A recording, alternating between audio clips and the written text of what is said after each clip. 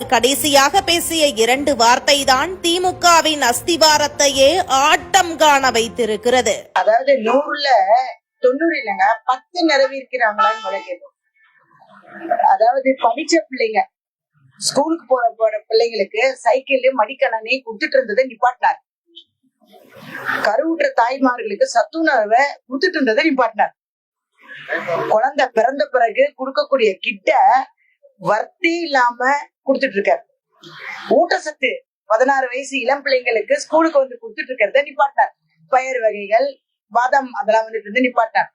குழந்தைங்க பிறந்ததுக்கு அப்புறம் தாய்மார்களுக்கு ஊட்டச்சத்தை நிப்பாட்டினார். அப்புறம் குழந்தை பிறந்து முடிச்சு 1 வயசு வரைக்கும் அந்த பிள்ளை ஸ்ட்ராங்கா இருக்கணும்னு ஊட்டச்சத்து கொடுத்து நிப்பாட்டினார். எங்கேயும் குழந்தைங்க வந்து கல்யாணம் ஆகாம இருக்கே 18 வயசு தாலிக்கு தங்கத்தை நிப்பாட்டினாரு. அப்போ முதியோர் இல்லத்துக்கு முதியோர் இருக்க வேண்டாம், வீட்லயே இருக்கட்டும், அவங்களுக்கு ஒரு செலவுக்கு மாசம் அவங்க மருத்துவ செலவுக்கு வச்சுக்கலான்னு இருந்த 1000 ரூபாவை நிப்பாட்டிட்டாரு. அப்ப இதெல்லாம் நிப்பாட்டி இருக்காருங்க, செய்யல. அடுத்து ஒரு குடும்பத்துக்கு அந்த 1000 ரூபாய் போதுமா? முதியோருக்கு பென்ஷன் கிடையாது, அந்த ஒரு குடும்பம் 1000 ரூபாய் வச்சு எத்தனை பேர் சாப்பிடுவாங்க? அதே மாதிரி பிள்ளைங்களுக்கு படிப்பு வசதிக்கு என்ன சொன்னாரு, எல்லா பெண்களுக்கும் நான் காசு கொடுக்குறேன். கொடுக்கலங்க, நீங்க வேணா கேட்டு பாருங்க, கொடுக்கல. அடுத்து அந்த இப்ப பொங்கலுக்கு கொடுத்தாரா? கொடுக்கல. டாஸ்மார்க்க மூடுன்னு சொன்னாரே, எங்கெங்க அவரை காணோம், ரொம்ப நேரமா தேடிக்கிட்டு இருக்கும். டாஸ்மார்க்னால எத்தனை பேரு செத்து போறாங்க பிள்ளைங்க. இன்னொன்னு, கஞ்சா பெருகி இருக்குங்க. தப்பா நினைக்காதீங்க. எப்ப எல்லா தாய்மார்களும் அவங்கவுங்க பிள்ளைகளுடைய பள்ளிக்கூட பைகளை செக் பண்ணுங்க.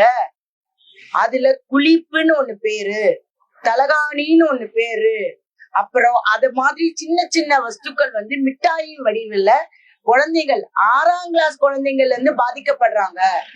அது உதடுக்கடியில வைக்கிறது. பிரைவேட் ஸ்கூல்ல, கவர்மெண்ட் ஸ்கூல்னு இல்ல, எல்லா ஸ்கூல்லயும் போதை நிரம்பி வழியுது. பாதுகாப்பு கிடையாது. 3 வயசு குழந்தைக்கும் பாதுகாப்பு இல்ல, 60 வயசு பொம்பளைக்கும் பாதுகாப்பு இல்ல. எங்க பார்த்தாலும் பாலியல் வன்கொடுமைகள், தொடர் பாலியல் சித்திரவதைகள். ஏன் கண்ணை காது மூடிக்கிட்டு இருக்காரா? உங்க வீட்டு பிள்ளைங்களுக்கு நடந்தா சும்மா இருக்காரா? பெண்களுக்கு பாதுகாப்பு இல்ல. எங்க நடு தெருவுல 4 பேரை வெட்டி போட்டாங்களேங்க, வேற விட்டுருங்க. ஆம்ஸ்டான்ன்றது பெரிய தலைவர். அந்த கேஸ் என்னையாச்சு? லா அண்ட் ஆர்டர் 0, மக்களுக்கு கொடுக்க வேண்டிய நலத்திட்டங்கள் 0. அப்ப எதை வச்சு அவர் சொல்றாரு? பேருந்து இலவசம் போட்டாரு, ஆனா காசு கொடுத்து வாங்குறது டபுள் தி ரேட்டு. ஈவி கட்டணம் கண்ணுக்கு தெரியாம ஏறுது. சொத்து வரி இந்த 3 மாசம் கட்டணம்னா அடுத்த 3 மாசம் டபுள் தி அமௌண்ட். அப்ப பிச்சை எடுக்கிற நிலைமையில் நான் இருக்கிறோம். காய்கறியா ரேட்டு, ஸ்டிக்கர் ஒட்டும் அரசாங்கம். என்ன நல்ல திட்டம் வந்திருக்கோ ஸ்டிக்கர் அவங்க பேரை ஒட்டி மட்டும் வச்சுக்கிறாங்க. மீறி எந்த ஒரு இதுவும் இல்ல. ஒவ்வொரு பெண்களும் கண்ணீர் விடுறாங்க. அவரை பத்தி பேசினாலும் எந்த ஒரு ரெஸ்பான்ஸும் கிடையாது. அன்னைக்கு கொடுக்கற அந்த, அதாவது ஃபுல்லா அந்த குடிசை மாற்று வாரியத்துல இருந்த மக்களை வந்து கவர்ற மாதிரி அன்னைக்கு ஒரு சேலை, ஒரு பிரியாணி பாக்கெட்டு, ஒரு மளிகை சாமான் கொடுத்து அடிமைகளா முட்டாள்களா கையேந்தி வைக்கக்கூடிய பிச்சைக்காரத்தன அரசியல் பண்ணிட்டு இருக்காரு. யார் அவரை சொன்னாருன்னு முதல்ல கேளுங்க.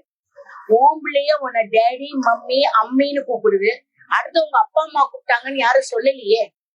அப்பா அம்மா கூப்பிடுறதுதான் இப்ப வளர்ச்சி அடைஞ்சிருக்கோமே. சரி, அப்பா அம்மா கூப்பிடுற பிள்ளை பலாத்காரம் படுதேப்பா. அப்பா அம்மா கூப்பிடுற பிள்ளை நடு தெருவுல கொலை உண்டு கிடக்குறே.